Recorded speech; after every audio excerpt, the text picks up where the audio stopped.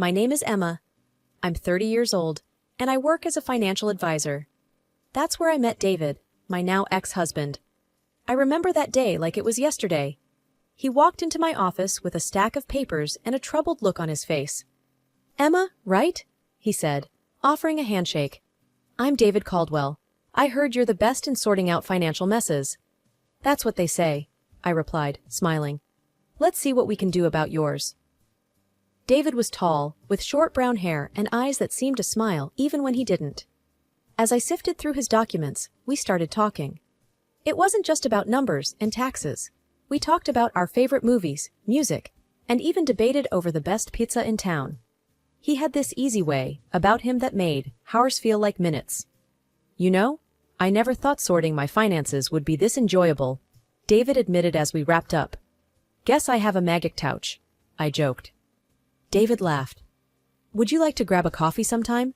My treat, for making this not as painful as I expected." That coffee turned into dinner, and dinners turned into weekend getaways. We were inseparable. After 6 months, David proposed, and without a moment's hesitation, I said yes. It was a whirlwind romance, but it felt right. Our wedding was simple yet beautiful. Standing there, exchanging vows, I thought I had found my forever. David's mom, Barbara, was there too. She was a stern-looking woman, but seemed happy for us. "You better give me grandkids soon," she whispered to me with a half-smile. Life as a married couple was blissful at first. David worked in real estate, and I continued at my firm. We shared dinners, movie nights, and long walks. We were a team, or so I thought. However, things began to change when the topic of children came up more frequently. It started with occasional remarks from Barbara, but soon became her constant demand. She would call and ask if I was pregnant yet, and during visits she'd say, "A grandchild would make this family complete." David always laughed it off. "Mom, give us some time," he'd say, but the pressure was building. At first, I tried to be understanding. After all, she was just an excited grandmother-to-be. But her persistence started to weigh on me. It was like our marriage wasn't enough without a child. "David, your mom needs to back off a bit," I said to him one evening. "I feel like she's more in our marriage than we are." David looked uncomfortable. "She's just excited, Emma. Let's not make a big deal out of it." As time went on, Barbara's influence in our life became more and more evident. It wasn't just about her constant nagging for grandchildren. She had opinions about everything, from how we should manage our finances to what we should eat. One Saturday morning, David and I were enjoying breakfast when his phone rang. It was Barbara. David put it on speaker, as he usually did. "David, dear, are you both eating healthy? Remember, a healthy diet is important for conceiving," she said in her usual authoritative tone. David chuckled. "Yes, Mom, we're eating healthy. Don't worry." I forced a smile, but inside I was screaming. It felt like she was monitoring our every move. Things got more intense when Barbara started visiting us more frequently. One evening, she came over unannounced, carrying a stack of parenting books. "Emma, you should start reading these. It's never too early to prepare," she said, dumping the books on the coffee table. I glanced at David, hoping he would say something, but he just shrugged. "Thanks, Barbara. We'll look into them," I said, trying to sound grateful. Her visits became a regular occurrence. It was like she was keeping tabs on us, making sure we were doing everything right to have a child. And every time she brought up the topic, David would just nod and agree with her. One night, after another of Barbara's visits, I couldn't hold it in anymore. "David, we need to talk," I said, frustration evident in my voice. "What's up?" he asked, not looking up from the TV. "It's your mom. She's suffocating us with this baby talk. We barely have time to be a couple without her interference," I said. David finally looked at me. "She's just excited, Emma. She means well." "Excited or obsessed?" I countered. "It feels like she's the third person in our marriage." David sighed. "She's my mom. What do you want me to do? Tell her to stop caring?" "It's not about caring, David. It's about respecting our space, our decisions. Can't you see that?" David didn't respond. He just turned back to the TV, and that was the end of our conversation. But it wasn't the end of the issue. If anything, it only got worse. Barbara's visits became more frequent and her comments more intrusive. "You two should go on a vacation. Just relax. It'll help with conception," she suggested one day. "Maybe Emma should quit her job, reduce the stress," she said on another occasion. It felt like she was dictating our life, and David was letting her. I started feeling like a stranger in my own marriage. The love and understanding that had once bonded David and me seemed to be slipping away, lost in the shadow of Barbara's overbearing presence. The constant pressure about having a baby started to take its toll on both of us. David and I were arguing more often, and the romance that once filled our home seemed to have evaporated. Still, amidst all this, I held on to the hope that things would get better, that we'd find our way back to each other. But then came the day that changed everything. David came home late one evening, looking more downcast than usual. I was in the kitchen, trying to fix us a quick dinner. "David, is everything okay?" I asked, concerned. He slumped into a chair at the kitchen table, burying his face in his hands. "We need to talk, Emma." That tone in his voice sent a chill down my spine. I sat across from him, my heart pounding. "It's about us. Trying to have a baby," he started, not meeting my eyes. "What about it?" I asked, a knot forming in my stomach. "We went to the doctor, remember? For those tests?" he said, finally looking up at me. I nodded. A few weeks ago, we had gone for a fertility checkup, hoping it would put Barbara's nagging to rest. David took a deep breath. "The results came in today. It's not you, Emma. It's me." I felt a mix of emotions, relief, sadness, and confusion. "What do you mean?" "The doctor said I have a low sperm count. It's unlikely that I can father a child," he said, his voice breaking. I reached for his hand, trying to offer some comfort. "David, it's okay. We can figure this out together. Maybe there's treatment or other options." He pulled his hand away, shaking his head. "No, you don't understand. I won't go through any treatment. It's just not something I can do." I was stunned. "But why? If there's a chance." "It's my decision, Emma. I just can't," he said firmly. I couldn't believe what I was hearing. The man I loved, who always seemed so strong and confident, was giving up without even trying. "David, please, don't let this come between us. We can work through it," I pleaded. He stood up, avoiding my gaze. "I need some time alone to think about all this." And just like that, he walked out of the kitchen, leaving me sitting there, trying to process it all.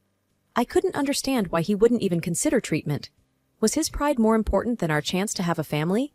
The next few days were like walking on eggshells. David barely spoke to me, and when he did, it was short and cold. I felt a growing distance between us, a crack in the foundation of our marriage that seemed to be widening with each passing day. Then came the day that turned the crack into a gaping hole. David had been out late again. I was in bed, pretending to be asleep when he came in. He thought I was asleep and started talking to someone on the phone. "Yes, Mom, I got the results. It's not good." "No, I don't want treatment." "I know, but I can't." "Yes, I'll figure something out." Hearing him talk to his mom about something so personal, something he barely discussed with me, felt like a betrayal. It was clear that Barbara's shadow loomed larger over our marriage than I had ever realized. I lay there in the dark, tears streaming down my face, feeling utterly alone. Our marriage was crumbling, and I didn't know how to save it. Life at home had become unbearable. David and I were like strangers, living under the same roof. The love and warmth that once defined our relationship seemed like a distant memory. But just when I thought things couldn't get any worse, life threw me a curveball. I had been feeling under the weather for a few days. At first, I thought it was just stress. But then I missed my period. A part of me was scared to even entertain the thought, but I knew I had to find out. So, one morning, I bought a pregnancy test. Sitting in the bathroom, waiting for the result felt like the longest few minutes of my life. And then, there it was. A positive result. I was pregnant.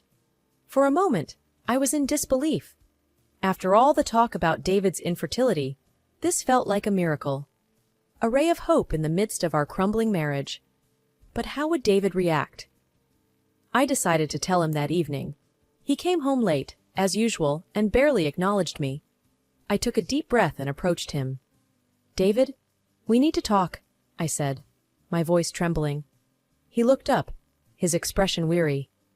"What is it now, Emma?" "I'm pregnant," I blurted out. For a moment there was silence. Then he laughed, a bitter, cynical laugh. "Pregnant? How? According to the doctors, I can't—" "I don't know, but the test is positive.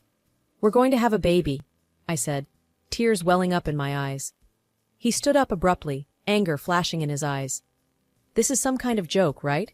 You're trying to trap me?" I was shocked. "Trap you? David, I'm telling you we're going to have a baby. Our baby." He paced the room, running his hands through his hair. "No, this can't be. You must have cheated. That's it, isn't it? You cheated on me." I felt like I had been slapped. "Cheated? How can you even say that? I've been nothing but faithful to you." He wasn't listening. He was too consumed by his own rage and disbelief. "Get out. I want you out of this house," he yelled. "David, please, let's talk about this. We can go to the doctor, get a confirmation," I pleaded. But it was like talking to a wall.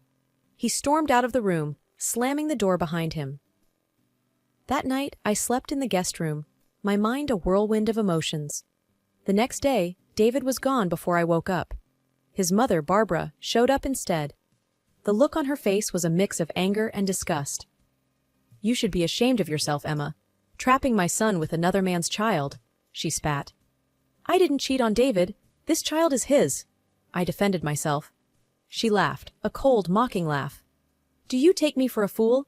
My son can't have children. You're just a gold digger, trying to secure your future." I was stunned by her cruelty. "This is David's child. I've never been with anyone else." She moved closer, her voice venomous. "You have 1 week to pack your things and leave. And don't even think about asking for alimony or child support. You won't get a dime from us." The ultimatum from Barbara was the last straw. I knew I couldn't continue living in a house filled with resentment and accusations. It was time to take control of my life, for my sake and for the baby's. First things first, I filed for divorce. It wasn't an easy decision, but it was necessary. David and his mother tried to make it difficult. They wanted a piece of everything I had, claiming it was their right. But I had a strong case. Everything I owned, all my savings and property, were mine long before David entered my life. Their attempts to grab what wasn't theirs failed miserably. As for alimony, I didn't ask for a penny. I wanted no financial ties to David. No reason for him or his mother to interfere in my life again. I was determined to start anew, free from their toxicity. I found a modest apartment, not too fancy, but cozy enough to be a fresh start. Packing up my things from the house was bittersweet. Every photo, every piece of furniture had a memory attached to it, but I was ready to leave them behind. The day I moved out, David was conspicuously absent. Maybe he couldn't face me, or perhaps he just didn't care. Either way, it didn't matter. I left the keys on the counter and closed that chapter of my life. The first few nights in my new apartment were the hardest. The silence was overwhelming, and the reality of my situation often brought me to tears. But I found solace in the little life growing inside me. Talking to my unborn child became a nightly ritual, filling the emptiness with hope and love. Gradually, life in my new apartment started to feel less like a refuge and more like a home. I found comfort in my routine, and the bond with my unborn child grew stronger each day. One afternoon, as I was sorting through some old things, I found a photo of David and me from happier times. A pang of sadness hit me, but it was quickly replaced by a sense of relief. That chapter of my life was over. Then my phone rang. It was David. "Emma, I've received the divorce papers," he said, his voice emotionless. "I'm glad they reached you. Please take care of the formalities," I responded calmly. There was a pause before he added, "I won't bother you about the baby. You won't hear from me again." It was a cold goodbye, but it was closure. As I hung up, I realized that in my solitude I had found an inner strength I never knew I had. I was ready to face the future, not as David's estranged wife, but as a strong, independent woman and a loving mother. It was a quiet evening, and I was sitting on the couch, browsing through a magazine while Jacob, my 4-year-old son, played with his toys on the floor. The peace was interrupted by a sudden knock on the door. Puzzled, I went to answer it, wondering who it could be at this hour. Standing there was a woman I barely recognized, but her eyes held a familiar sorrow. "Hi, Emma. It's been a long time, she said hesitantly. It took me a moment, but then I recognized her as Linda, a friend I had known through my ex-husband. Linda, yes, it has been. What brings you here? She shifted uncomfortably, looking past me at Jacob, who was now peeking around my legs. I thought you should know. About David. David. Just hearing his name, after all these years, sent a chill down my spine. What about him? I asked, trying to keep my voice steady. Linda sighed. He's not doing well, Emma. After you left, things went downhill for him. He became an alcoholic. He remarried a few years ago and had a child, but the boy was born with disabilities. David couldn't handle it. He left them, divorced his wife, and now he's refusing to pay child support. He's in legal trouble. The news hit me hard, but not in the way Linda might have expected. I felt a deep sadness, not for David, but for his child and the woman he had left behind. That's terrible, I said softly. Linda nodded. I thought you should know. Given your past with him. I appreciated her concern, but knew I had to set boundaries. Thank you for telling me, Linda, but that part of my life is over. David made his choices, and they have nothing to do with me or my son. Linda looked at Jacob, then back at me. I understand, Emma. I just thought... I smiled, albeit a little sadly. I appreciate it, Linda, but my focus is on Jacob and our life now. What David does or doesn't do isn't my concern anymore. She nodded, seemingly understanding. I hope you and Jacob are happy, Emma. You both deserve it. Thank you, we are. I glanced at Jacob, who was now fully engrossed in his toys again. And I intend to keep it that way. After Linda left, I closed the door and leaned against it for a moment, taking deep breaths. The past had a way of sneaking up on you, but I was determined not to let it overshadow the life I had built for myself and my son. The park was vibrant that day, with laughter and the sounds of children playing. I was there with Jacob, my heart swelling with pride as I watched him run around. Then, a familiar, unwelcome voice sliced through the air. Emma, is that you? I turned, my heart sinking. Barbara, my former mother-in-law, was approaching, her eyes fixed on Jacob. Barbara? I said coolly. What are you doing here? Ignoring my tone, her gaze was locked on Jacob. He's grown so much. He's your son, right? Yes, this is Jacob, I answered, moving subtly to stand between her and my son. Barbara's eyes sparkled with a disturbing kind of eagerness. I was hoping to see him. After all, he's my grandson. I felt a wave of anger. And why would you want to see him? Well, you know, my other grandson. She trailed off, her face twisting. He's not... Well, he's sick. It's just not the same. I want to be part of a healthy grandchild's life. Her words struck me like a slap. The contempt in her voice for her own grandchild was appalling. Barbara, I said, my voice steely, you have no right to be part of Jacob's life. Not after everything that happened. But Emma, that was all David's doing, she protested. I shook my head. You supported him. You turned against me when I was carrying your grandchild.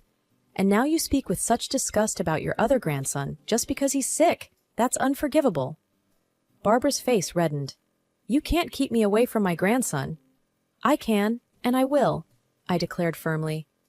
Jacob doesn't need someone in his life who values people based on their health. He will not be part of your twisted view of family. She looked like she was about to argue, but I cut her off. This conversation is over. Stay away from us, Barbara. Your presence is neither wanted nor welcomed. I took Jacob's hand and walked away, leaving Barbara standing alone, her face a mix of anger and disbelief. As we walked, Jacob looked up at me, his innocent eyes filled with questions. Mommy, who was that lady? That was someone we used to know, sweetheart, I replied gently, but she's not part of our lives anymore. Sitting on the porch, watching the sunset paint the sky with warm colors, I felt a sense of peace I hadn't known in years. Jacob was inside, his laughter echoing as he played.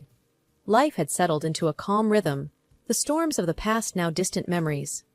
Mom, look what I made. Jacob's voice pulled me back from my thoughts. He came running out, holding a drawing in his hands.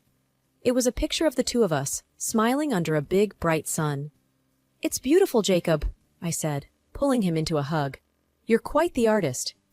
He beamed with pride. I want to put it on the fridge. Let's do that. I smiled, following him inside. As we walked, I thought about how far we'd come. There was a time when the weight of the past felt crushing, but now it seemed like a distant echo. Later that evening, after Jacob was asleep, I sat down with a cup of tea, reflecting on everything. The phone rang, disrupting the quiet. I hesitated but decided to answer it. Hello? It was my sister Anna. Hey Emma, I just wanted to check in. How are you and Jacob doing? We're doing well, Anna. Jacob's growing up so fast, I replied, a smile in my voice. I heard about your run-in with Barbara. Are you okay? She asked, concern lacing her words. I sighed. Yeah, it was unexpected, but I'm okay. It's just a reminder of the past. I know it's tough, but you've come so far, Emma. You're strong, and you've built a wonderful life for you and Jacob, she said encouragingly. Her words warmed my heart. Thanks, Anna. It means a lot. We talked for a while longer, about small things, everyday life. It was comforting, this connection with my sister, a reminder of the support system I had. After hanging up, I went to the living room where Jacob's drawing was displayed on the fridge. Looking at it, I realized how much we had both grown. The pain and anger of the past had faded, leaving room for healing and new beginnings. I walked to Jacob's room, watching him sleep peacefully. Leaning down, I kissed his forehead gently. Good night, my little artist, I whispered. Back on the porch, I gazed at the stars emerging in the night sky. The echoes of the past were fading, their hold on me loosening. In their place was hope, a quiet strength, and the unconditional love between a mother and her son.